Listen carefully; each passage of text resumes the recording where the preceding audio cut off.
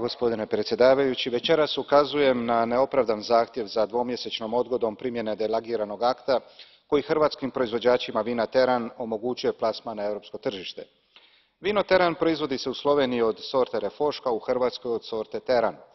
Slovenija je zbog ranijeg ulaska u Uniju mogla ranije zaštititi geografsko porijeklo svog vina, hrvatski proizvođači su pretrpjeli značajne štete zbog nemogućnosti plasmana svog proizvoda na europskom tržištu.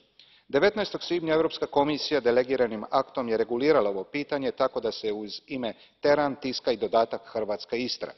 No nekoliko dana prije stupanja akta na snagu uložen je zahtjev za odgodu njegove primjene. O tome će glasovati Odbor za poljoprivredu sljedeći tjedan. Apeliram da se odbije neutemeljen zahtjev za odgodom primjene delegiranog akta o Teranu. Hrvatski vinari čekaju 4 godine predugo. Imena proizvoda u mnogim slučajevima prelaze nacionalne granice, što je najbolji dokaz zajedničke prošlosti proizvoda i potrebe za suradnjom. Očekujem da će se svim proizvođačima Terana omogućiti plasman proizvoda čija su kvaliteta i geografsko porijeklo, ali i pravni argumenti za zaštitu apsolutno neupitni. Hvala.